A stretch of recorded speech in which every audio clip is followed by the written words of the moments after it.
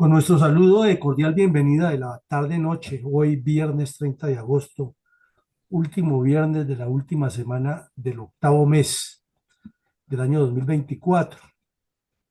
Quiere decir que ya nos fueron 2 tercios de los 3 tercios del año.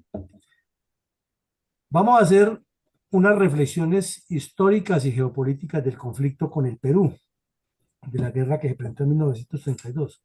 Entonces no vamos a hablar de las batallas en sí, que son muy importantes todas, y ameritaría cada una de ellas un escenario y hacer un curso completo, sino que vamos a ver es elementos históricos y políticos que nos dan un contexto, nos permiten argumentar y sobre todo reflexionar en torno a la que ha sido la responsabilidad histórica de nuestra dirigencia política en el manejo de temas geopolíticos, geoestratégicos, de seguridad nacional, de desarrollo nacional, de visión hacia las fronteras, de protección de nuestros recursos, de nuestras comunidades y de la concreción de lo que debe ser un Estado-nación, de lo que es la integridad nacional. Eh, y pues veremos aquí en un trasiego muy interesante de orden histórico, pero no para que entremos aquí en debates de que le faltó decir que en el tratado tal había una coma y un punto y coma, porque de eso no se trata. Es de mirar las cosas en contexto y sacar las reflexiones tanto históricas como geopolíticas, siempre pensando en ser prospectivos, no en quedarnos en lo que pudo haber sido y no fue, sino en la prospección, lo que hay que pensar en el futuro del país, y eso es lo que queremos siempre, que temas que se traten de infundir generen prospección, no competencia de conocimientos, sino prospección y análisis y desde luego la inducción a estar profundizando el conocimiento siempre. Entonces vamos a ver elementos y informaciones que nos van llenando de argumentación teórica alrededor de. Esta zona, como vemos, integra buena parte del departamento del Putumayo y buena parte del departamento del Amazonas. Y como vemos así nomás la foto, el mapa nos muestra unas irregularidades que ameritan reflexiones históricas. Por ejemplo, ¿cómo es posible que en la selva, que es selva, exista una línea recta, formando un trapecio, o no una línea recta, sino 4 líneas rectas, ¿no? Formando el trapecio amazónico en el sector de Apaporis Tabatinga y luego otra línea recta partiendo la selva en dos del Brasil con Colombia. Y que curiosamente el río Grande del Amazonas llegue aquí a la punta más sureña, más meridional de nuestro departamento de Leticia. ¿Qué indica eso? Pues como decía el de Sábados Felices, que nos tumbaron Echeverry. Y fue que en unos componendas que hubo entre Brasil y Perú se apropiaron de territorio colombiano y nuestra débil diplomacia lo permitió y salimos perdedores. Y luego en una vivatada de esas del bandido mayor, Brasil vino y después de que se armó un conflicto fuerte con el Perú, entonces Brasil en lugar de devolver lo que se ha robado, no solo que lo ratificó, sino que sirvió de mediador para que ustedes no peleen. Y entonces, como el cuento, ustedes están peleando por 50 pesos, págueme cada uno cada uno de a peso y yo les resuelvo el problema. Y esa fue la jugada que hizo Brasil y ya la vamos a ver más en contexto.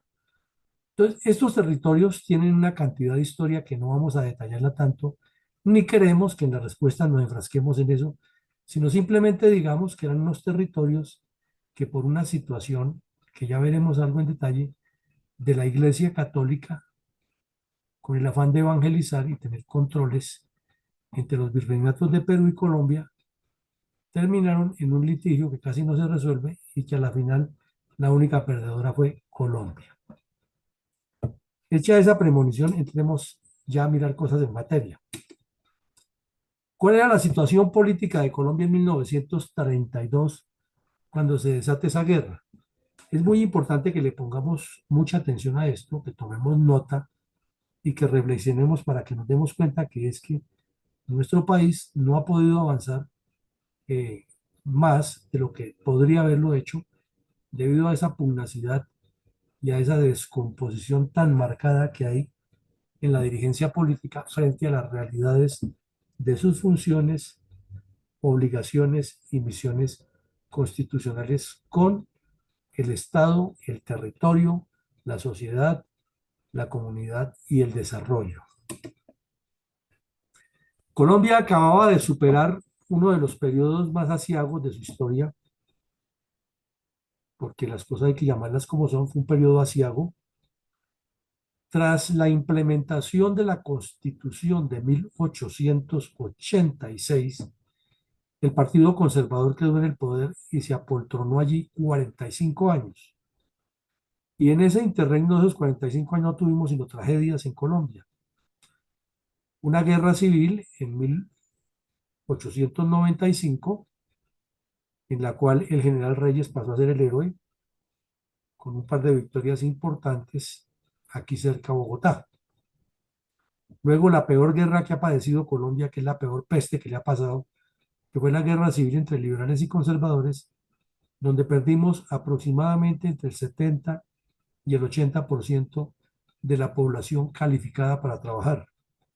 Y les tocó a las mujeres, a los niños y a los ancianos terminar de o iniciar a reconstruir el país y tratar de edificar una nueva visión de patria.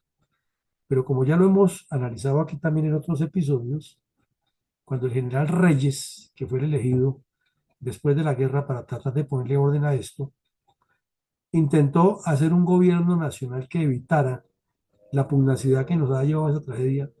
Entonces los mismos miembros de su partido intentaron asesinarlo porque estaba entregándole el país a lo peor que había y en ese cuento nos lo hemos pasado siempre.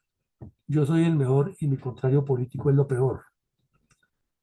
Entonces esa hegemonía conservadora se mantuvo en 45 años en medio de esas pugnacidades. Estados Unidos nos hizo una tariquiñuela horrible y Panamá nos traicionó y se fue de Colombia. Luego nos dieron 25 millones de dólares de compensación y gran parte del periodo de la hegemonía conservadora, casi 25 años de eso, se dedicaron fue a pelear de cómo distribuir esos recursos y obviamente cómo le meto yo la mano, el diente y la uña al presupuesto y para eso cómo hago para conservarme en el poder. En el año 30 gana las elecciones un liberal boyacense que no era que fuera la octava maravilla, pero como era novedoso, entonces la Iglesia Católica se sintió golpeada, los conservadores también, e inició un nuevo periodo de pugnacidades que 20 años después, o menos, 18 años después, hizo metástasis con él. La muerte de Jorge Eliezer Gaitán y la exacerbación de una violencia que aún no para, porque el Partido Comunista muy hábilmente terció y pasó de la violencia bipartidista a la violencia tripartidista. De otra parte, en ese momento habían pasado apenas 29 años, 28 años, como se le mire, de la guerra de los 1000 días, que fue trágica. Ya estamos diciendo 70-80% de la mano de obra productiva se murió en esa guerra o quedó lisiada. No hubo industrialización, porque ¿cómo? No hubo desarrollo de carreteras, de vías. ¿Cómo? La banca entró en una crisis terrible. Hubo varios bancos regionales que imprimían billetes. Hubo muchas dificultades en el manejo de los problemas internacionales, porque aquí era preferible vivir agarrados aquí que estar resolviendo los problemas internacionales. La escolarización se redujo al máximo. Solamente quienes tenían recursos podían estudiar, mientras los que no tenían recursos iban a la confrontación. Entonces esa guerra fue atroz, salvaje, depredadora, y uno no entiende cómo hay personas que se precian hoy en día de que son herederos de los generales y coroneles que estuvieron en esa guerra, cuando debiera darles vergüenza que los sinvergüenzas hayan llevado el país a esa tragedia. Luego ya para el año 30, el escenario nacional estaba afectado fuertemente por el Partido Comunista, que llamaba Partido Socialista Revolucionario. Ya habían aparecido los primeros brotes comunistas con una organización sindical de artesanos en el Tolima que se llamaron los bolcheviques del Líbano. Eran casi todos zapateros, talabarteros, que organizaron unos sindicatos de corte comunista y los bautizaron los bolcheviques del Líbano. Y es tal su impacto social en esa zona que hoy en día el ELN tiene una cuadrilla de ampones que la llaman los bolcheviques del Líbano. Entonces ya los comunistas comenzaron a terciar. Inclusive estaban afectando la institucionalidad en Estados Unidos. Fue por la misma época que el general MacArthur, siendo comandante del ejército de Estados Unidos, se vio obligado a utilizar la tropa contra los veteranos de la guerra de los 1000 días, de la guerra mundial, perdón, que estaban reclamando unos derechos, pero que estaban completamente infiltrados por el Partido Comunista estadounidense, que tenía ramificaciones provenientes de la Unión Soviética. Fue por la misma época que fue asesinado en México Trotsky y que los comunistas tomaron fuerza en el continente. Pero aquí Colombia no podía ser la excepción. Eh, Hay un libro que lo publicó la Fundación FESCOL, la alemana, en el cual relatan en detalle cómo fue que la Unión Soviética recibió a los comunistas de Colombia y el continente para difundir su doctrina y multiplicar ese cáncer en el continente latinoamericano. Y Colombia, repito, no era la excepción. También en 1930, pues el país era muy parroquial. En Bogotá todavía era muy común transportarse en carrozas de caballos. Había taxis ya, había vehículos, pero eso era un lujo. Y existían ya los tranvías. Los ferrocarriles que existían desde el siglo pasado ya estaban entrando en crisis. En lugar de mejorarse, ya estaban entrando en crisis. Entonces las fronteras, desde luego, estarían muy olvidadas porque no había ni la menor intención de construir carreteras, ya que estaban más preocupados todavía de cómo se repartían los 25 millones de dólares que había dado Estados Unidos por el robo de Panamá y no cómo ponían esos 25 millones de dólares a producir, o no se les ocurrió, si Panamá nos traicionó, pues construyamos con esos 25 millones de dólares de la época, que hubiera sido suficiente, un mejor canal y se le hubiera dado un golpe duro a Estados Unidos y a Panamá por traidores. Pero era mejor meterle la mano y el diente porque el afán era exorbitante por los partidos. Entonces, ¿qué iban a pensar en desarrollo de fronteras si ni siquiera tuvieron la lucidez de aprovechar ese dinero para construir un canal alterno con el cual estaríamos compitiendo hoy y ganándole a Panamá y tendríamos un flujo de recursos impresionante, porque se podría hacer mucho más grande, con más capacidad y con potencialidad para buques de mayor calado, como lo han explicado aquí los especialistas.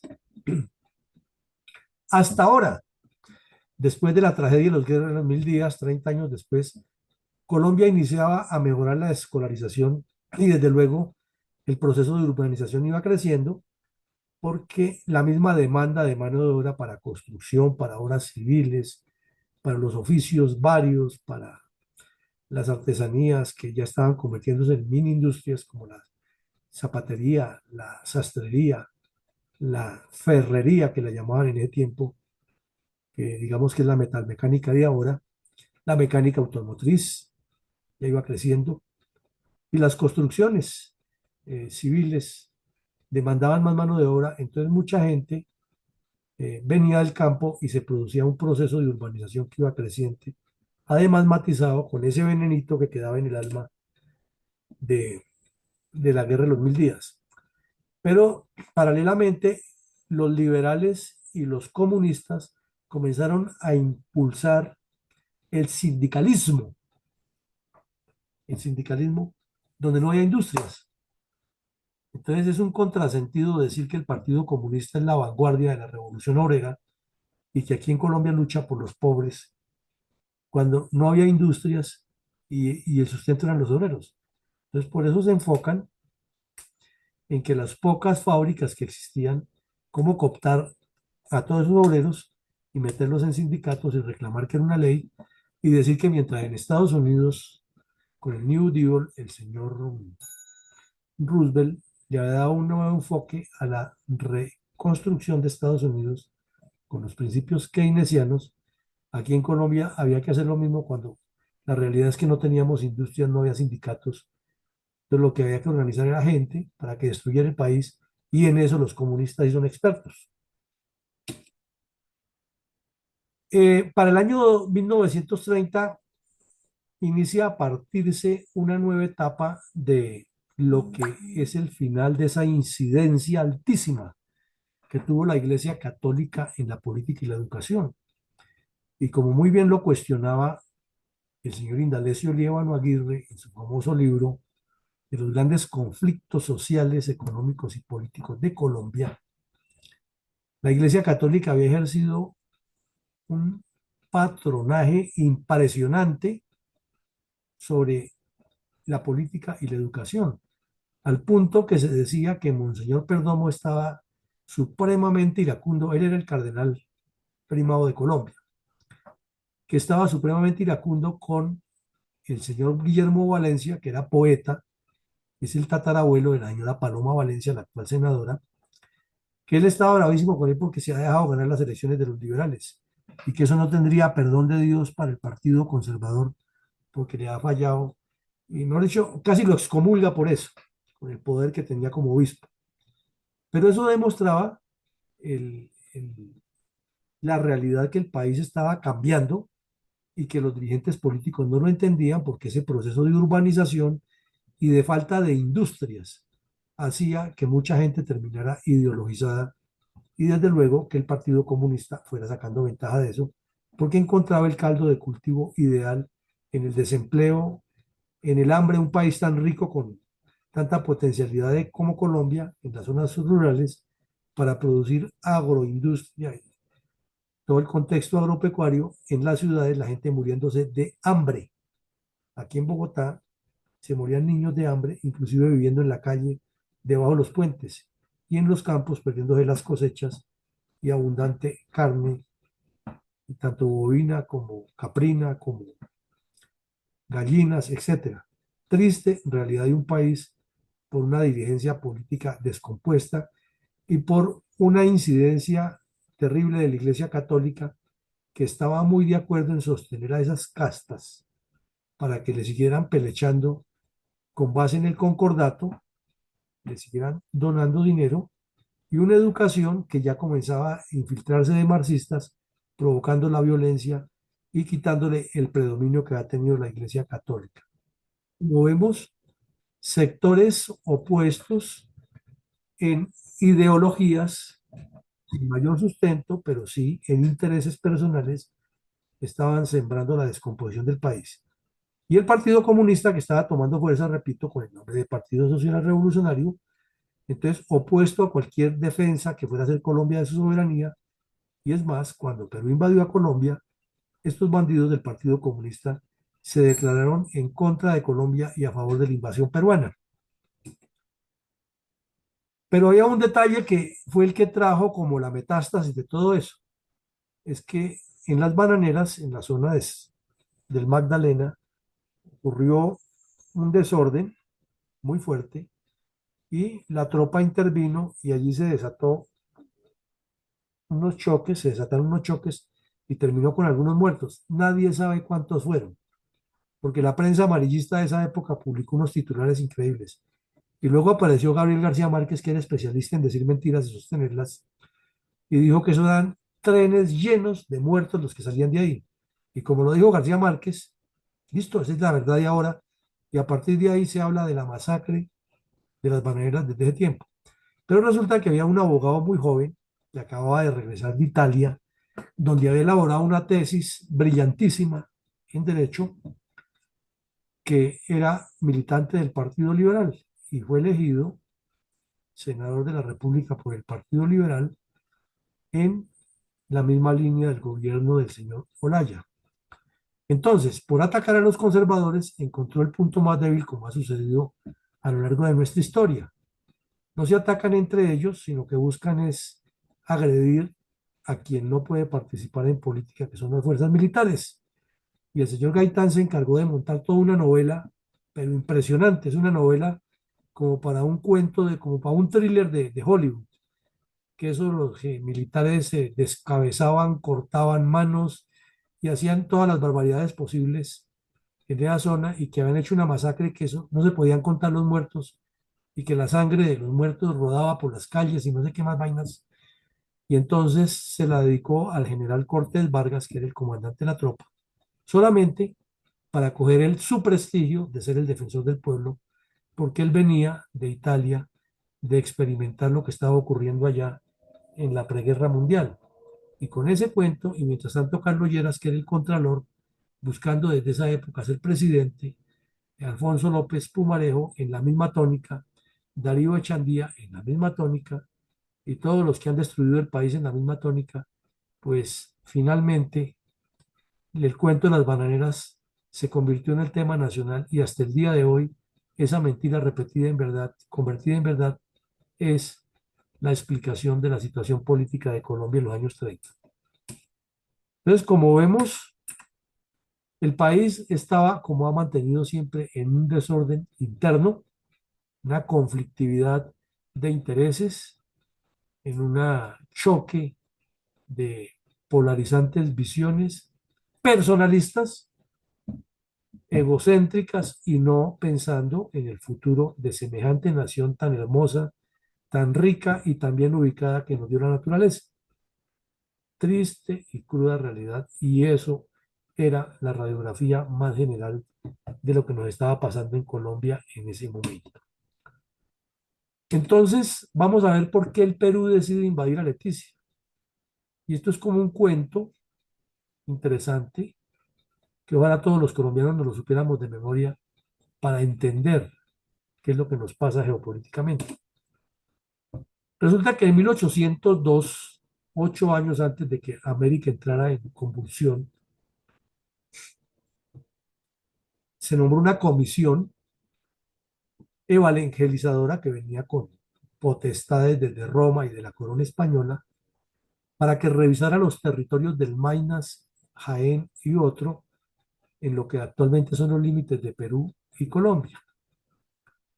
Resulta que antes de 1802 existían unos límites trazados por la corona española en el cual decía dónde comenzaba el virreinato de Quito, perdón, de Perú, dónde comenzaba el virreinato de Quito y dónde comenzaba el virreinato de la Nueva Granada. Y estos territorios de Maynas y Jaén estaban dentro del contexto de la Nueva Granada. Pero los sacerdotes que hicieron el estudio para evangelizar a todos esos indígenas de la zona lograron que se hiciera una real cédula de 1802 en la cual hubo una ambigüedad que quedaba finalmente la decisión de la corona, era que era una jurisdicción católica, más no una jurisdicción territorial, y la ambigüedad de que esa jurisdicción católica dependía más del virreinato de Quito, pero no el gobierno que seguía siendo de la Nueva Granada. Desde luego la Nueva Granada tampoco tenía gobierno allá, ni el Perú tampoco. La idea de la Iglesia Católica era cooptar a esos indígenas y querían una legitimación, como era la norma de costumbre, por una cédula y la lograron. Pero esa cédula al final no se aprobó. Entonces, cuando vinieron las revoluciones de 1810 en todo el continente, la corona española entró en crisis, no hubo definición de límites, obviamente en ninguno de los territorios, porque todos estaban con los problemas internos. Entonces, en 1821 se hace un pacto de caballeros entre varios dirigentes de las repúblicas recién independizadas y las que estaban en proceso de independizarse, y se dice que se acude a la norma uti possidetis juris, según la cual todo lo que existía territorialmente antes de 1810, que fue cuando se producen las revueltas, pasaría a ser la nueva jurisdicción territorial de los estados. Y la Nueva Granada, pues obviamente quedó con el territorio de Maynas. Pero ahí comenzaron dos interpretaciones diferentes, que no hay que ser un mago para entenderlas. Es que los peruanos dicen que como esa real cédula tenía la intención de darle un gobierno a la Iglesia Católica sobre la región y que era la Iglesia Católica que estaba sentada en Perú, entonces, que eso era peruano. Y lógicamente los colombianos eh, o los granadinos decían, no, pues la jurisdicción es la jurisdicción territorial y la corona española nunca la cambió. Pero ustedes saben que donde hay abogados santanderistas son especialistas en tener mil razones para por qué sí y mil razones para por qué no. Y las interpretaciones fueron creciendo con el paso del tiempo. Resulta que se firmó en el siglo XIX un primer tratado, después de todos esos problemas que hubo, que los peruanos traicionaron a Bolívar, que invadieron a Bolivia, que intentaron posicionarse en el Ecuador y amenazar a la integridad de la Nueva Granada, después de que Bolívar les dio la libertad, ¿no? Que fue Bolívar el que le dio la libertad a los peruanos, no San Martín. Y entonces el pago que le hicieron fue la traición, igual que hizo Santander aquí en Bogotá. Entonces se reúnen el señor Pedro Gual por Colombia y el señor Larrea por el Perú y firman un tratado de amistad y límites. Pero si ustedes leen el tratado, habla de todo, de amistad, pero no de límites. Y todos sabemos por geopolítica y por lógica en la vida que lo que no se establece claro siempre termina en problemas. Entonces el tiempo fue pasando y el Perú y el Ecuador decidieron repartirse la selva amazónica. Entonces aquí en Colombia, en medio de todo ese enredo que tenían de peleas, eh, el señor Caro y el señor Marroquín y todos esos prohombres que han destruido el país, se dieron cuenta que ya se iban a repartir eso y decidieron enviar un delegado a Colombia. Y entonces ya la convención no fue bipartita, sino fue tripartita, Colombia, Perú y Ecuador. Entonces se logró meter que como no era ponerse de acuerdo, no era posible ponerse de acuerdo. Entonces pidamos al rey de España, que era el dueño antes de esto, que nos resuelva el problema. Y el inteligentísimo tatarabuelo de la canciller Holguín, que también es otro de los que le ha hecho tanto daño al país, llegó y se llevó el tesoro poporo de los Quimbayas, que lo acababan de encontrar, y fue y se lo regaló al rey de España como un regalo personal de él. Y al día de hoy no hemos logrado que España nos devuelva eso, fuera de todo lo que se robaron, ¿no? Entonces, ese arbitraje del rey de España terminó en todo y en nada. Y ese arbitraje del rey de España incluía los límites con Venezuela, los límites con Nicaragua, los límites con el Perú y el Ecuador y Brasil. Y conclusión de la película, no quedó nada claro y el rey de España y se murió y entonces quedó la reina Sofía y que fue que era que el viaje, que la familia Holguín Mallarino hablaba como 50 idiomas y cogían la copa de medio lado y brindaban en francés, que era la distinción social, porque qué oso hablar como los indígenas o como los indios colombianos que solamente hablan castellano, hay que hablar en francés y consumir el vino en tres tiempos y un poco de pendejadas que son las que tenían a esa distinción y ese linaje. Bueno, entonces esa estéril diplomacia colombiana hizo metástasis con la guerra de los 1000 días, porque claro, ni España resolvió, ni la diplomacia colombiana fue capaz de resolver nada, y entonces el Perú de facto ocupó la zona del río Putumayo y el río Caquetá, toda esa zona, y comenzó a explotar todos los recursos, particularmente el caucho para sacar el látex y abastecer a las potencias industriales que estaban en auge desmesurado de crecimiento. Entonces se hizo otro de esos arreglos estúpidos que han hecho nuestros prohombres, la familia Holguín Mayarino y todos los que le han hecho daño a Colombia desde la Cancillería, y permitieron una especie de convivencia. Y los peruanos se quedaron allí explotando nuestros recursos, depredando nuestra raza indígena y acabando con todo lo que había, y Colombia nada que reaccionaba. Entonces el señor Reyes subió al poder, ese era un hombre fuera de serie, ese era un Simón Bolívar en miniatura, a ese sí le cabía el país en la cabeza, además porque ha viajado por esa zona y era de una familia de comerciantes, era un hombre muy hábil. Y él sí comenzó a buscarle la fórmula de que eso se defendiera y trazó los esbozos para que se hiciera un acuerdo internacional con Perú para definir límites, como debía ser. Pero como aquí los bandidos liberales y conservadores estaban pensando en otra cosa y no les importaba nuestra soberanía y estaban buscando cómo tumbar a Reyes al punto que le tocó volarse, porque lo querían encarcelar después de que intentaron matarlo, lo querían encarcelar y matarlo en la cárcel. Entonces Reyes se voló y el país entró en otra de esas sinuosidades que nos han mantenido con un poco de prohombres de esos que se dedicaron a lo que ya hemos mencionado, como cuando subió Reyes, Estados Unidos se acababa de robar a Panamá, entonces los prohombres habían logrado que Estados Unidos reconociera una indemnización de 25 millones de dólares y una vez se fue Reyes se dedicaron a ver cómo se robaban esos 25 millones de dólares, no cómo desarrollaban el país.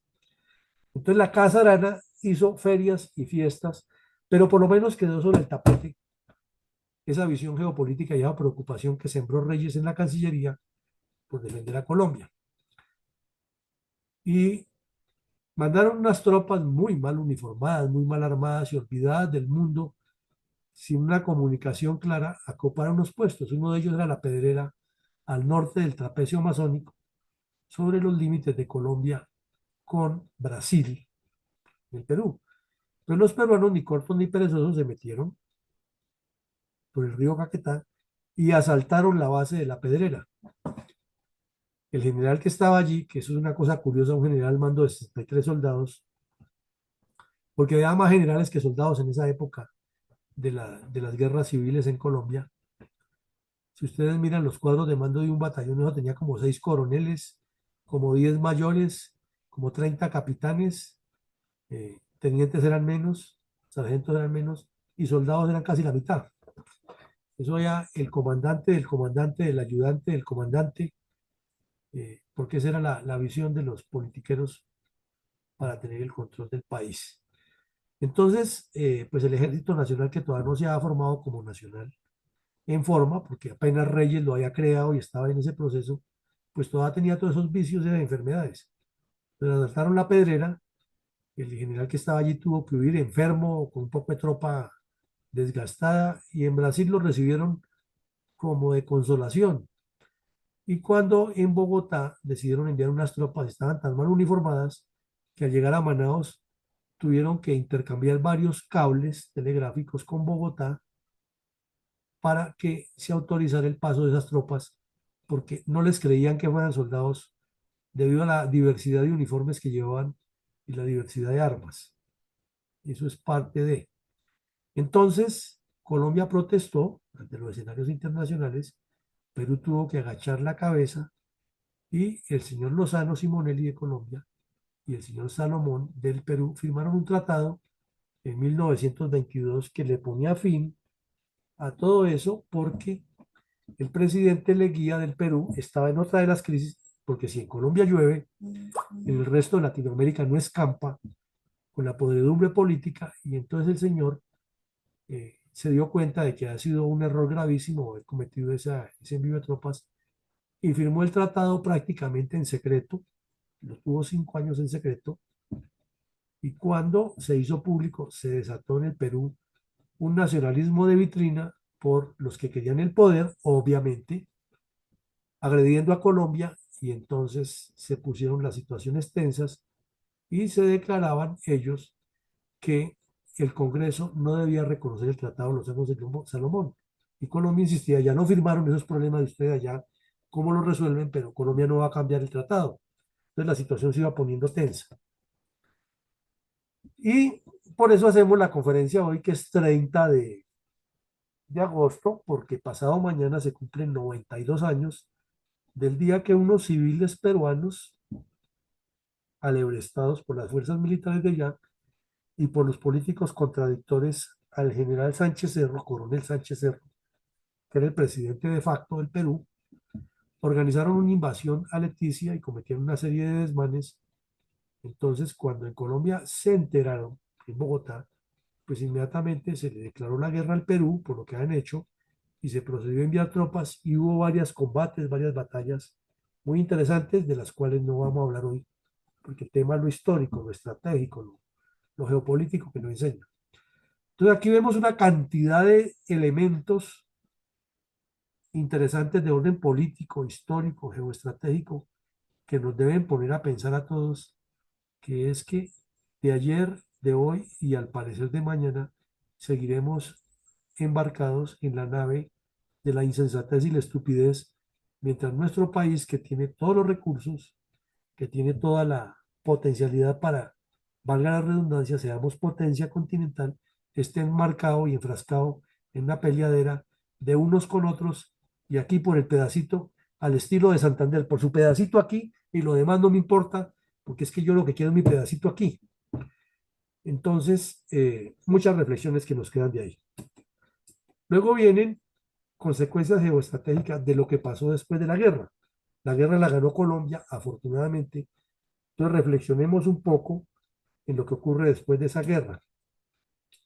Primero, Perú, a regañadientes, tuvo que aceptar la soberanía colombiana porque eso se fue a instancias internacionales y estaba demostrado que Perú militarmente no tenía la capacidad de derrotar a Colombia, pero Colombia tampoco tenía una capacidad militar para sostener una guerra a largo plazo y ambos países tenían muchos problemas internos, entonces lo mejor era buscar una solución lógica y el Perú tuvo un problema interno que el dictador Luis María Sánchez Cerro o Luis Sánchez Cerro fue asesinado a la salida de un teatro, una obra de teatro en Lima por sus contradictores y entonces los contradictores por la presión internacional se vieron obligados a aceptar la solución y aceptar que Colombia era la dueña de ese territorio.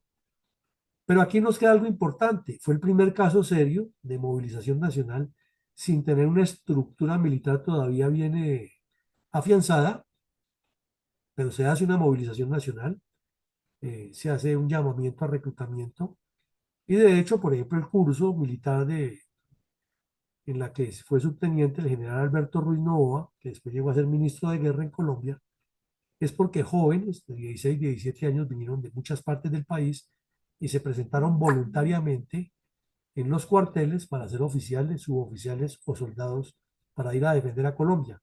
Entonces se despertó un sentimiento nacional sin que preexistiera un plan de movilización estructurado, pero eso deja ya una pauta para tener la necesidad de que el Estado Mayor General, como se llamaba en ese momento, comenzara a diseñar los proyectos de movilización nacional, a mirar las disponibilidades, las necesidades de lo que tenían en logística, en personal, en sanidad, transportes, armamento, la necesidad de tener una industria militar propia, etcétera, surge de una realidad que es cuando el país de la noche a la mañana se ve abocado a una guerra para la cual no estaba preparado. Obviamente, eso trajo una modernización de las fuerzas militares y la fuerza aérea que tomó más auge a partir de ese momento, pues tuvo la participación de los pilotos comerciales que han sido pilotos de guerra en la Primera Guerra Mundial y se han venido a vivir a Colombia. Entre ellos, el famoso coronel Herbert Boy, de quien hay una amplia historia en la institución de la Fuerza Aérea Colombiana y es uno de nuestros grandes orgullos en el patrimonio nacional de nuestras instituciones armadas.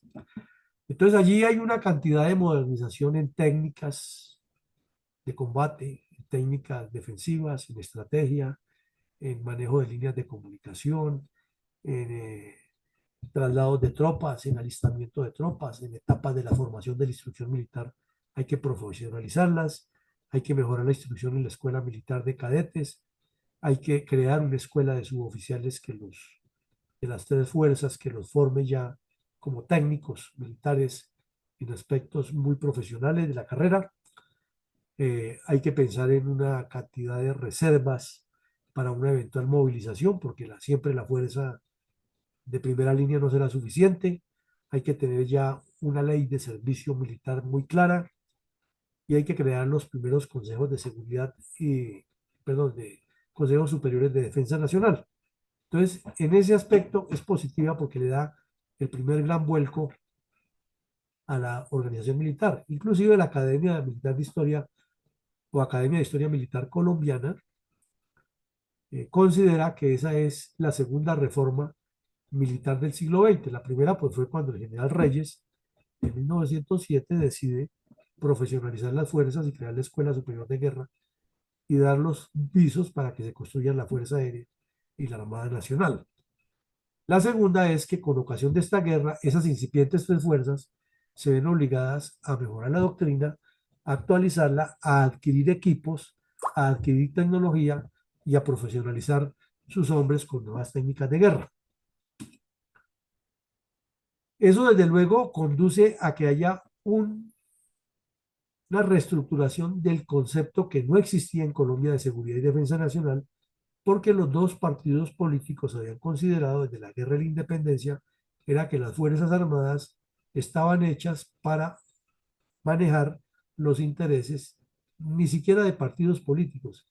Yo lo llamaría de bandas delictivas integradas por manipuladores de lado y lado que decían ser liberales o conservadores, y la única diferencia era la mayor cercanía que tenían unos u otros con la Iglesia Católica, y que luego los socialistas fueron cooptando un sector de los liberales y luego el Partido Comunista llegó a donde hemos dicho.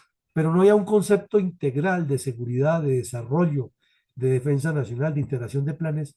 Eso ni por la imaginación de nuestros dirigentes pasaba. Tener un concepto de manejar el Estado era al estilo muy virreinal de unos impuestos para sobrevivir y una clase que ha nacido con derecho propio como los virreyes para gobernar. Y hasta el día de hoy todavía tenemos familias que creen que les corresponde el poder por derecho propio y que lo único que tenemos que hacer los demás mortales, que somos una manada de indios patirrajados, votar por ellos para que ellos sigan ahí. Y qué asco que se subió el bandido del Petro, que es un asco, pero que tenemos que regresar, somos nosotros que somos los que nos corresponde y no el país que es el que necesita una visión diferente. Bueno, y aquí sacamos a relucir la avivatada brasileña, esa es de campeonato. Eso es un jonrón mejor que los que hizo Baby Ruth en los años 30 y 40 en Estados Unidos con el béisbol. Porque resulta que los brasileños, viendo el problema, entonces vienen como los grandes salvadores, si no, ya no peleen más, yo les resuelvo ese problema, reunámonos en Río de Janeiro, les financiamos la quedada, lo que quieran.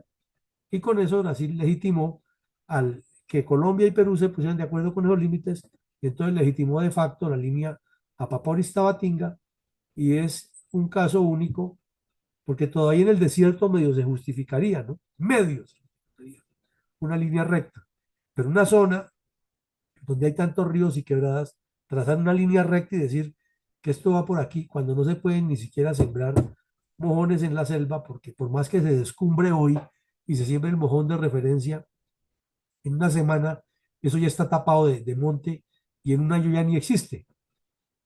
Entonces es una vivatada brasileña que nos costó cara y que no le hemos estudiado en la geopolítica. Y como los brasileños no los conocemos, sino porque juegan fútbol, no sabemos nada más de ese país.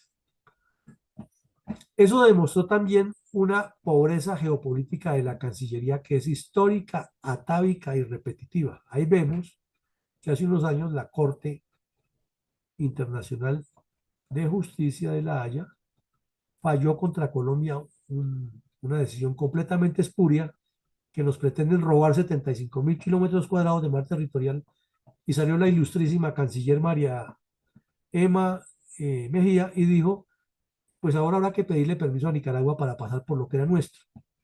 Y la otra es canciller muy brillante también, en una genialidad de esas que no le cabe sino a ella, a Einstein y quizás al mismo Jesucristo, salió a decir que ella iba a escribir un libro para demostrar que había descubierto que el agua moja.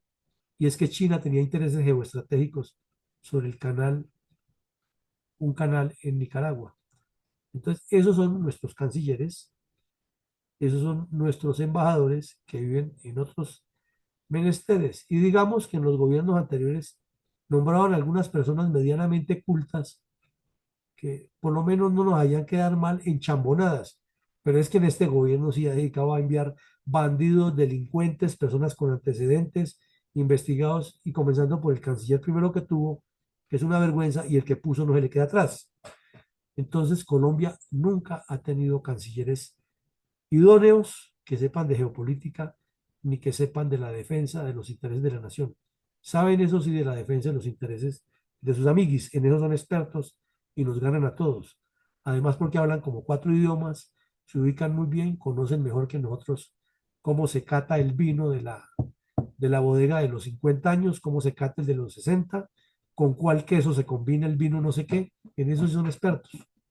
Cuántos cubiertos se colocan de plata en la comida X o Y, cómo se organiza la mesa, en qué puesto va el anfitrión. En eso son expertísimos, pero de defensa nacional, cero.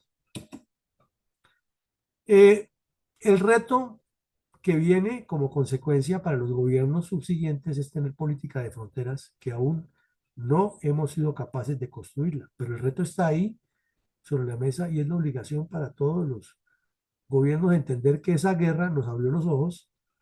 O sea, las guerras tienen esa característica, traen tragedia, desolación, pero ponen sobre el tapete realidades que si no las interpretan los pueblos y sus dirigentes, seguirán eternamente perdiendo, y eso es lo que nos ha pasado. Dirigentes inferiores al reto. Y desde luego nos trae hoy, que se cumplen 92 años de la invasión peruana, Leticia, es que la importancia geopolítica de Colombia está absolutamente olvidada por la dirigencia política, por la academia, por los medios de comunicación, porque nos parece que si no es aquí y una que otra academia por allá de personas de tercera edad que les da por hacer estos eventos, o a las fuerzas militares que les toca hacer algún evento de memoria, a nadie más le importa en el país que estuvimos a punto de perder casi la tercera parte del territorio, donde está el futuro de la humanidad. Eso no le interesa a nadie, que es la selva amazónica por su riqueza en todos los sentidos. Pero afortunadamente hubo unos soldados que con alpargatas, con fusiles de chispún, mal dotados, enfermos de paludismo y con mil dificultades, fueron y entregaron hasta sus vidas por salvar a Colombia, igual que han hecho otros soldados en otra época e igual que lo siguen haciendo nuestros soldados hoy en día. Entonces, mi coronel, la primera pregunta es, mi coronel Arcón, la invasión peruana ocurrió por débil visión geopolítica de los partidos, por la audacia brasileña y peruana, por el abandono atávico de las fronteras, por esas mismas razones o por otra razón. Y un por qué, repetimos, sobre esta pregunta. No queremos que comencemos a hablar que en Leticia estaba haciendo frío, que el agua caía a no sé cuántos milímetros de pluviométrico, que el río estaba haciendo copa. No, vamos al punto concreto. ¿Por qué ocurrió la invasión peruana sobre estos puntos o sobre cuál otro consideran ustedes? ¿Cómo no, mi coronel? Entonces, buenas noches para las personas que no he tenido la oportunidad de saludar en el día de hoy. Quien quiera iniciar, por favor, levante la manita y de lo contrario, pues pasaremos a ser selectivos en la respuesta a la pregunta que nos ha colocado en este momento mi coronel Villamarín. Entonces está ya de primera la doctora Ethel. Por favor, adelante. Muy buenas noches a todos. Gran propuesta del señor presidente Coronel Villamarín. Eh, Sin duda la audacia brasileña y peruana, pero abandono de fronteras también el 3. Muchas gracias.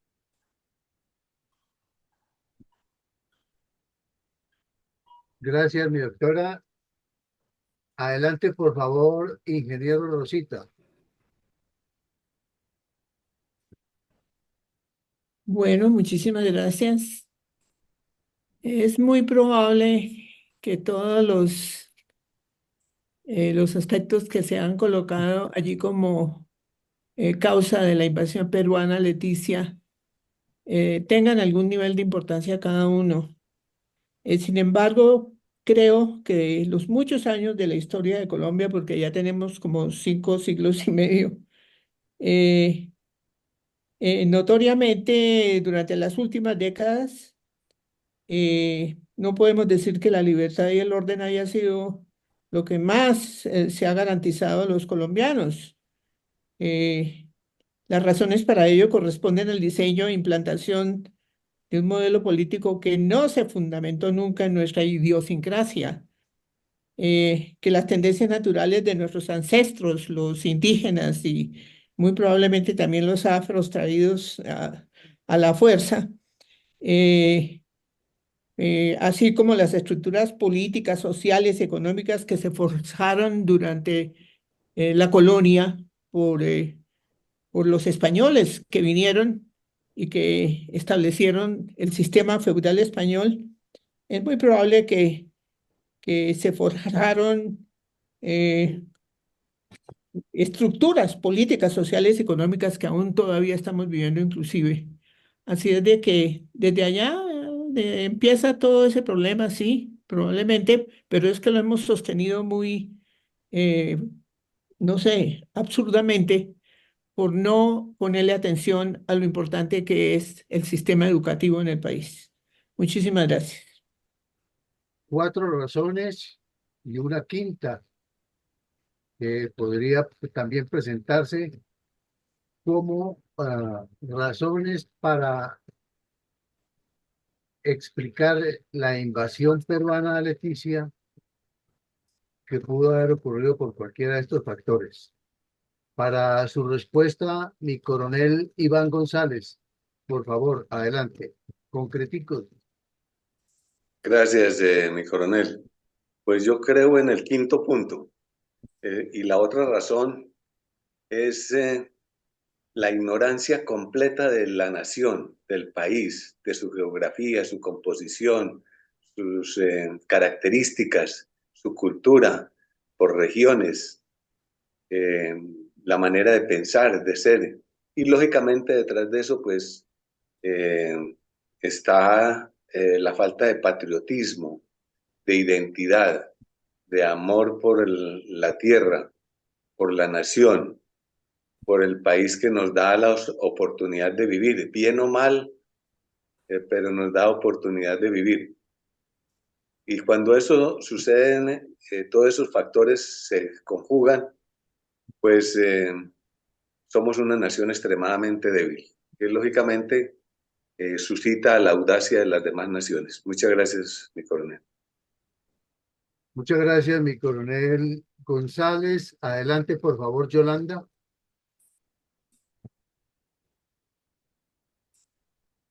Buenas noches a todos. Estoy de Buenas acuerdo noches. con el doctor Patiño en que efectivamente nosotros como patria, como bien lo diría Bolívar, lo que nos ha faltado es ese sentido de pertenencia por la nación desde otrora, o sea, desde tiempos inmemoriales, desde siempre. Vea, hemos tenido, como lo explica tan claramente y como siempre el coronel, todas las posibilidades del mundo nos pasan por encima, nos pisotean, nos quitan territorios y todos nosotros nos quedamos callados, no hacemos nada. De verdad, es esa falta de consolidación como patria, lo insisto, siempre lo diré, hasta que no exista un cambio. La educación básica primaria a nivel de, de amor por la patria y de un sentido de pertenencia hará de nosotros una situación totalmente diferente. Y estas preguntas obviamente no habría lugar, pero la historia nos demuestra eso. Muchas gracias. Muchas gracias. Ana Leonor Cárdenas, por favor, adelante.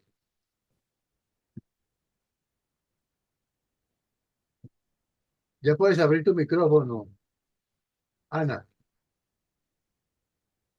Bueno.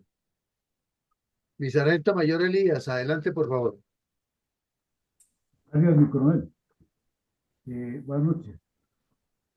Pues, Bueno, considero que una división geopolítica de los partidos, porque es que la política se ha centralizado es en Bogotá y a nadie le interesa lo que suceda por allá en los extramuros del país. Y la segunda, abandono de fronteras. Yo tuve la oportunidad de trabajar en Leticia y uno veía la diferencia tan enorme. Uno para cruzar la frontera ahí, para ir a Tabatinga, ahí en la frontera había una brigada de selva con aeropuerto incorporado todo del Brasil. Y de nuestro lado, el pabellón nacional lo izaba un señor en una guagua ahí, un dueño de un restaurante. Entonces ahí estaba marcada esa diferencia de protección de fronteras. Gracias, mi coronel. Muchas gracias, mi sargento mayor. Adelante, por favor, Eduardo Patiño. Buenas noches. Bueno, Buenas yo noches. pienso que, a ver, yo veo dos puntos, que son la débil visión geopolítica de los partidos y el abandono de fronteras. Bueno, otra razón puede ser la falta de visión geopolítica por parte de no solamente de la dirigencia, sino de la nación entera, porque Colombia ha tendido más a ser más introspectivo que a vigilar las fronteras. Entonces, esa es una de las razones por las cuales, pues, conllevó a la invasión del Perú el 1 de septiembre de 1932. Sí, y pues también otra razón puede ser de que, pues, no se han nombrado diplomáticos de carrera. Los cancilleres son nombrados por puro clientelismo. Y entonces eso es una razón de peso por la cual la Cancillería, pues, entra en un segundo orden dentro del gabinete ministerial, dentro del Poder Ejecutivo de la Nación. Gracias. Muchas gracias, Eduardo. Adelante, por favor, mi coronel Pachón. Don Eugenio, buenas noches. Muchas gracias, señor Buenas coronel noches. Villamarín, por esta información frente al caso Colombo peruano. Yo considero de que la débil visión geopolítica de los partidos y el abandono de las fronteras, no sé qué tanta preparación recibían las autoridades de esa época frente a los verdaderos límites de cada una de las partes a las cuales se le encomendaba la gobernanza en esa zona. Como lo dije en una oportunidad hace algún tiempo, a nosotros nos enseñaron que los límites de Colombia por el norte era el Océano Atlántico y por el occidente el Océano Pacífico. Dejamos por fuera San Andrés y Providencia. Y así por ese estilo. Entonces, me parece que era falta de conocimiento de la jurisdicción por parte de quienes estaban a cargo la defensa de esos sitios. Entonces, pues, trabajaban ahí, sí como se dice, al día, lo que veían de un lado al otro del río. Y cada quien, pues, de pronto decía de que, pues, eh, el río es nuestro. Cada uno de los países decía el río es nuestro, pero es que el río tiene su anchura y debe existir alguna forma de delimitar en un momento determinado cuando se presenten esos conflictos. Pero no sé qué tanta información podrían tener las tropas para cuidar lo que tenían que cuidar. Gracias. Muchas gracias, mi coronel. Adelante, por favor, mi coronel Saldaña. Buenas noches, mi coronel Alarcón, y buenas noches a los compañeros de esta cátedra de geopolítica referida al aniversario de los 92 años de la ocupación del Perú en nuestra geografía. Yo me voy por el punto 1 y por el punto 3, el argumento de cada uno. El punto 1 de débil visión geopolítica en la misma academia, en la misma cátedra, en la misma conferencia, vimos que había estéril diplomacia y aún hay estéril diplomacia de visión geopolítica, con el ejemplo que también en la conferencia se puso de los 75.000 kilómetros cuadrados. En la primera parte, o sea, en lo del terreno, se habló del último Posetti Yuri de 1810, ¿no? Que no se cumplió ni se hizo cumplir, sabiendo que esto es un derecho universal que tenía que defenderse, que era un derecho de posesión, y tenía que defenderse, pero no había una estéril visión geopolítica como la existe ahora, sin más ejemplos para no alargarme. En cuanto al abandono de las fronteras, pues por Dios, todavía la tenemos. Eso no fue antes, aún la tenemos. Las fronteras están abandonadas y el Interland, pues por supuesto que también hay ocupación porque hay ausencia de poder y desconocimiento de la geografía política del país. Pienso que la audacia brasileña y peruana pues vino a posteriori, ¿no? Son países que tienen una política de expansión, especialmente Brasil, pero en mi concepto fue por los dos aspectos de débil visión geopolítica y de abandono de fronteras. Gracias. Muchas gracias, mi coronel. Se le cayó la señal a mi mayor Mendoza, lo mismo que a Ana.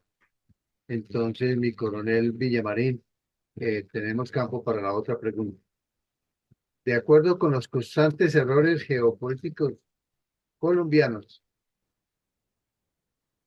Sí, están la 5 pregunta es, puntos. ¿a qué se deben tantos errores geopolíticos colombianos? ¿Por qué son tan constantes? Uno, por Bueno, incapacidad; dos, por bajo nivel; tres, por olvido intencional de las fronteras; o por una pésima concepción de lo que es la seguridad, la defensa y la historia. ¿O cuál otra razón encuentra usted para que haya tantos errores geopolíticos, incluidos este? listo, entonces, mi coronel, vamos a darle la palabra a mi ingeniero Rosita. Adelante, por favor. Así como dice el cuento, todas estas y muchas más, mi coronel Villamarín, pero muy especialmente el bajo nivel educativo en general en nuestro sistema educativo, como lo mencioné ya en el punto anterior. Todos los errores geopolíticos obedecen a estas indicaciones y especialmente al muy bajo nivel educativo que tenemos en Colombia. Gracias. Gracias, Rosita. Adelante, por favor, mi sargento mayor Elías. Mi coronel. No, yo pienso que todas las anteriores y agregando otra que es la escasa o casi nula preparación de las personas encargadas de la Cancillería. Es que no se ejerce ninguna labor en favor del país. Entonces, todos estos conflictos limítrofes que hemos tenido se han perdido casi en su totalidad por esta razón. Gracias, mi coronel. Gracias, mi sargento mayor. Adelante, por favor, mi coronel Pachón.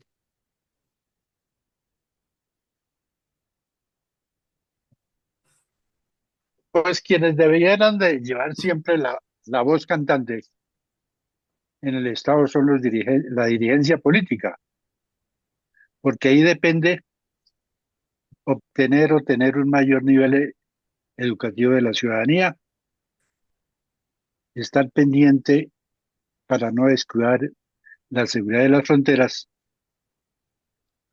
y también estar muy pendiente de la concepción de la defensa y seguridad e historia del país. Entonces, pues eso implica de que las 4 primeras razones son las que inciden en los continuos errores geopolíticos de nosotros los colombianos. Gracias. Muchas gracias, mi coronel. Adelante, por favor, Yolanda.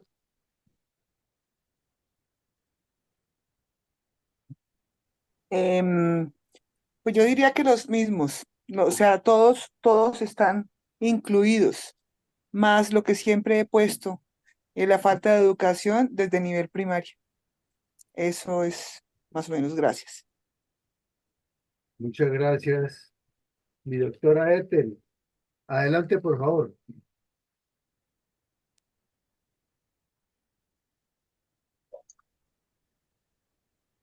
Sí, la 2, bajo el nivel educativo de la ciudadanía, pero el olvido intencional de fronteras también es importante, que otro coronel estaba diciendo que hasta el día de hoy persiste, y la pésima concepción debido a la falta educativa que hay de la seguridad y defensa y la poca historia verdadera conocida, y muchas otras razones seguramente que saltarían a voces, pero por falta de tiempo no se puede hacer. Y de ahí también incapacidad de dirigencia política. No existía en aquellos tiempos, era a propósitos y seguidores. Entonces, todas tienen que ver en un orden desde la falta de nivel de educación y las consecuencias hasta ahora. Muchas gracias. Gracias, mi doctora. Adelante, por favor, mi coronel Saldaña. Sí, mi coronel. Gracias. Mire, sí, evidentemente, pues en mi concepto, es una falta de cultura política que viene con la educación y la ciudadanía, que eso genera una incapacidad de dirigencia política. Cuando estoy diciendo esto, me estoy refiriendo a que estoy de acuerdo con todas. Existe una escuela superior de administración pública que uno piensa que es para eso, ¿no? Para administración pública, incluyendo la capacitación de los cancilleres y los políticos, pero parece que eso no ha dado resultado. Ya hablamos de las fronteras, pero entonces ahora me centro especialmente en el cuarto punto, pésima concepción de lo que es la seguridad y defensa nacional a través de la historia, que tampoco hasta hoy existe una ley de seguridad y defensa nacional. Hubo alguna intención de hacerlo en el gobierno del presidente Turbay con el Estatuto de Seguridad. De resto no, y hoy desaparece, hoy no existe la ley. Mi concepto y gracias. Gracias, mi coronel Saldaña. Adelante, por favor, Eduardo.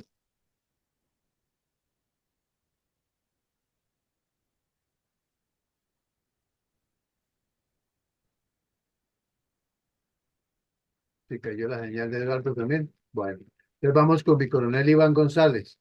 Por favor, adelante. Gracias, mi coronel. Pues yo coincido con todos, educación, cultura nacional. Es increíble el pensamiento que tienen nuestros líderes políticos sobre el país, el conocimiento. Ellos creen que porque viven en la capital ya tienen pleno dominio de toda la nación y de todos los factores que la inducen, pero realmente no hay creatividad patriótica, no hay pensamiento macro, futurista, de objetivos, de proyectos, de las riquezas y de los beneficios que se pueden extraer de la nación, del país que tenemos.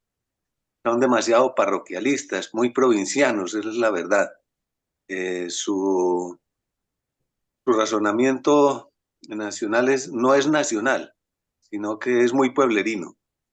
Pero lo grave es que ellos creen que saben, pero comenzando porque es que no saben que no saben. Y si se les va a decir que no saben, ellos creen que saben demasiado. Entonces es un círculo cerrado de ignorancia total. Gracias, mi coronel. Muchas gracias, mi coronel. Mi coronel Villamarín. Vamos con la tercera. No, no hay más, mi coronel, nada, dos. Vamos a hacer Perfecto, mi coronel. Muchas cierre, gracias. cierre del ejercicio. Entonces, tenemos que hoy es viernes 30 de agosto de 2024, que nos hemos reunido en este interesante ejercicio académico, muy participativo y muy asertivo de parte de ustedes,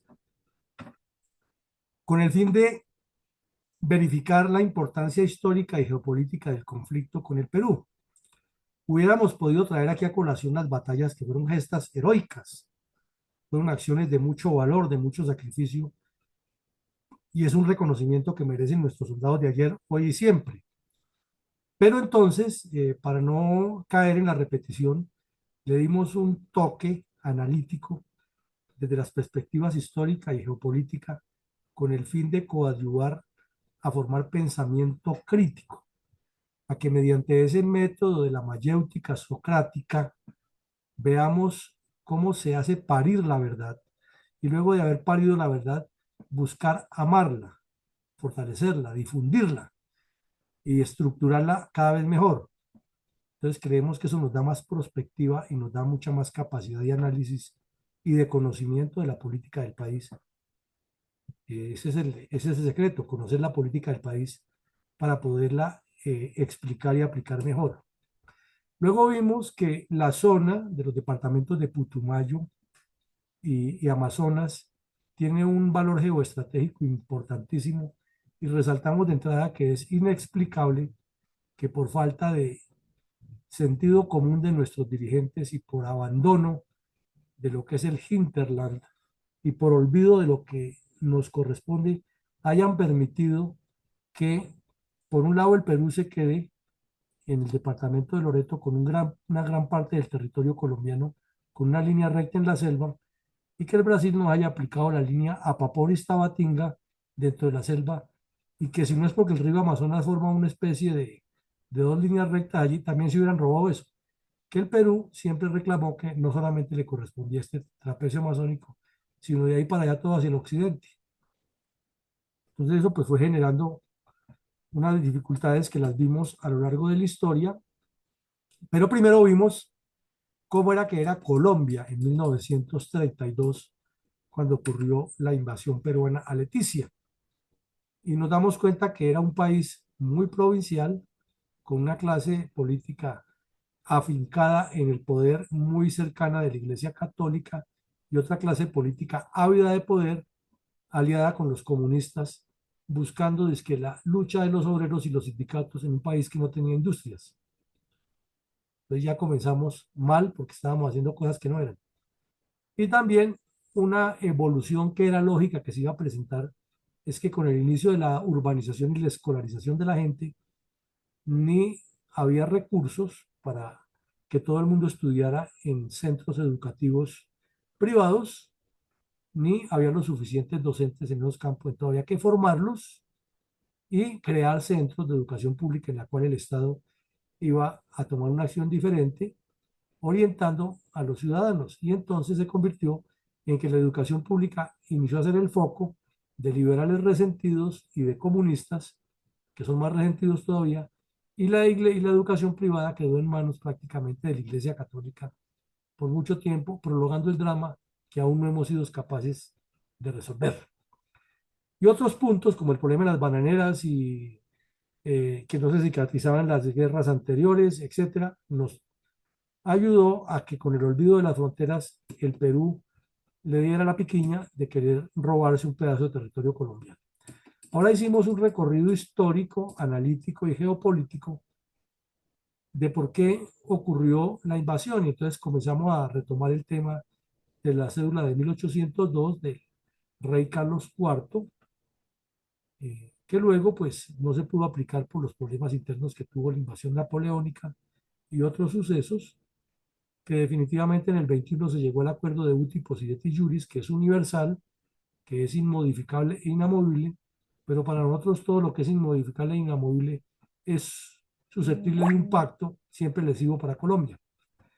Surgieron dos interpretaciones diferentes, hubo unos convenios en los cuales a Colombia la tenían por fuera, y se resaltó que hubo una época bastante dramática de guerra civil en Colombia y de una diplomacia demasiado estéril que le dio patente de corso al Perú para ocupar territorio colombiano, traer la casarana y destruir a nuestras etnias indígenas y robarse todo el caucho que pudieron y otros recursos de la selva amazónica.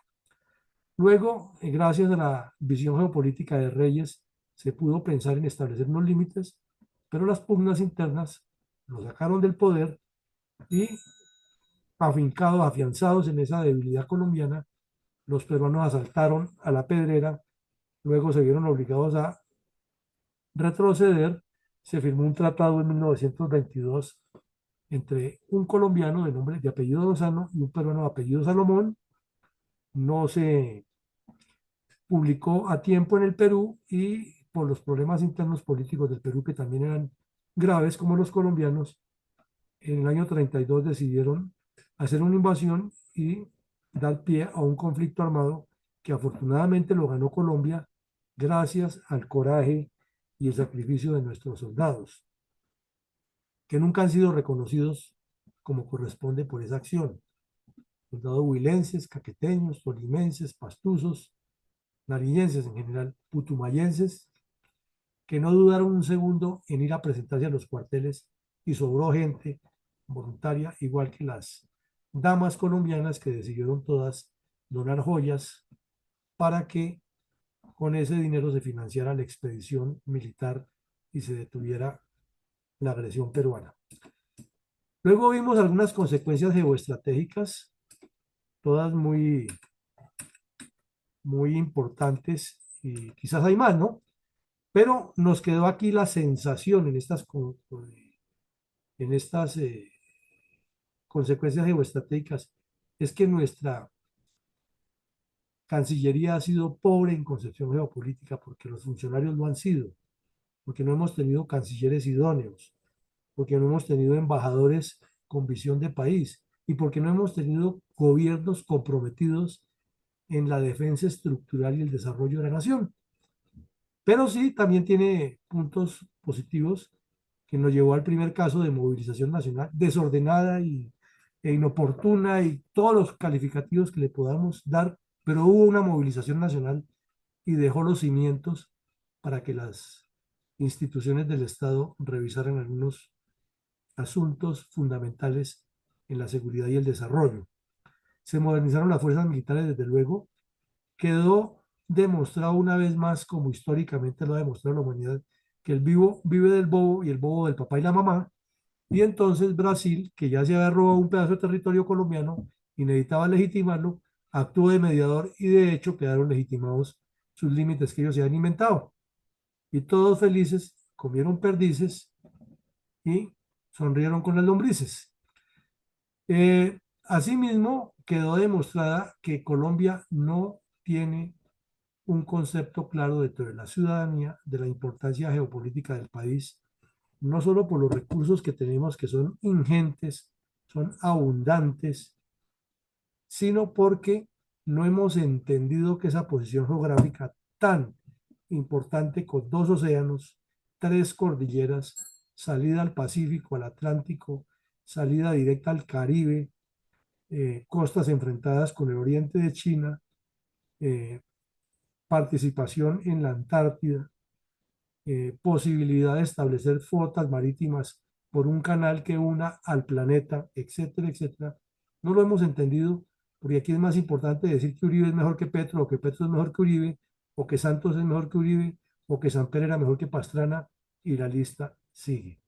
Entonces, eso es un problema gravísimo de estructura mental.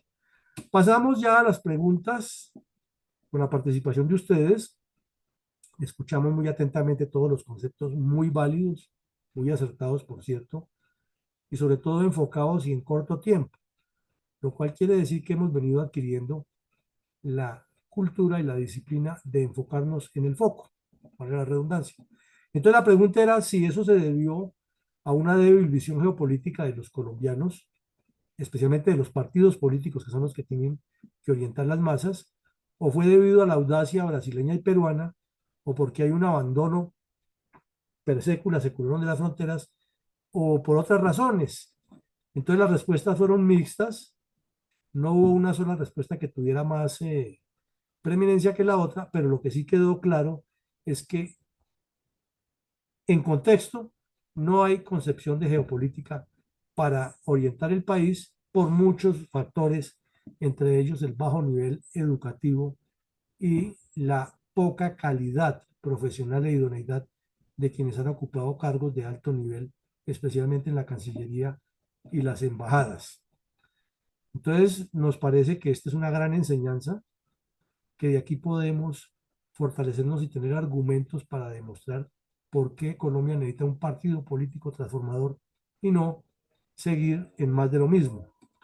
Y la segunda pregunta era un poco más incisiva, es que le encontráramos una razón de ser por qué Colombia a lo largo de sus 2 siglos de historia republicana ha tenido tantos errores geopolíticos.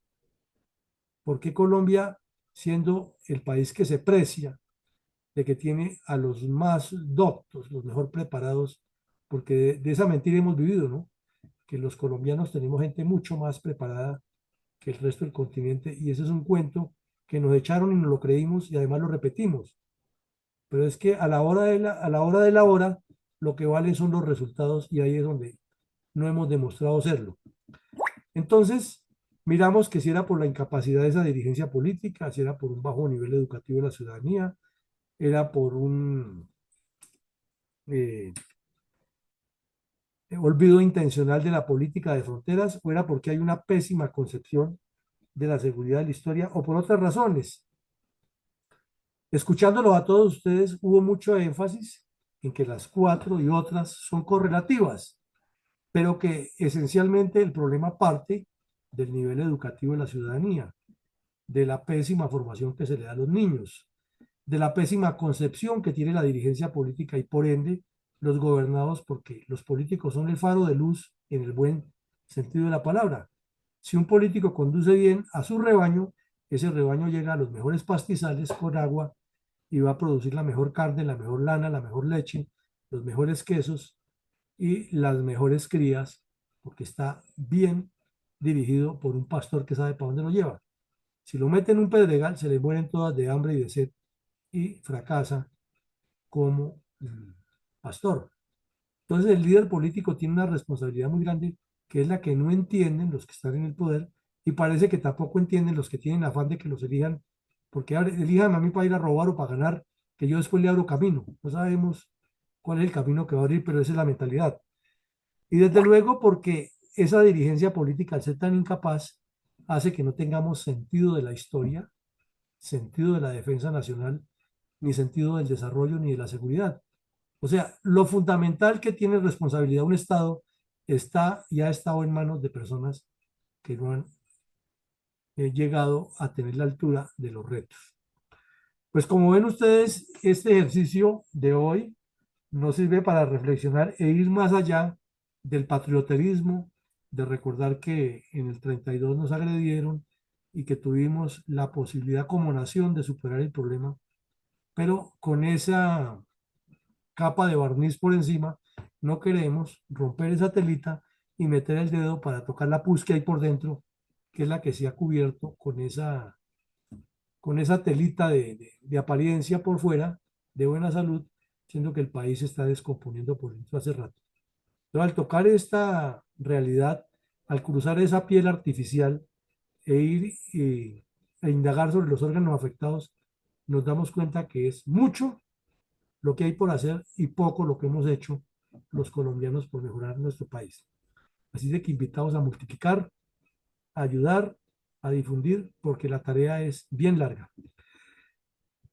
El lunes continuaremos con las actividades de la memoria histórica y por la noche con las actividades diarias de la eh, academia para seguir estructurando pensamiento estratégico. Esta misma noche, esto quedará en la página web de la Fundación y en la página de YouTube y lo publicaremos. Por mi parte, les damos la despedida y el agradecimiento y les deseamos una feliz noche, que Dios nos bendiga. Y mi coronel Amén. levantó la mano, a ver, mi coronel Pachón, adelante. Sí, señor Coronel Villamarín, por allá en las áreas de Boyacá, hace mucho tiempo cuando empezaba uno a entender, cuando entraba al uso de razón, habían personas que tenían un dicho a raíz de esta situación y era la siguiente frase: viva Dios en las alturas, Vázquez Cobo en Bogotá, Sánchez Cerro en los infiernos, y discúlpenme, pero así lo escuché, y su madre más allá. Entonces no sé si de pronto esa frase era atribuida a algún personaje de la época de esto, o éramos los boyacenses los que creíamos ese cuento. Gracias.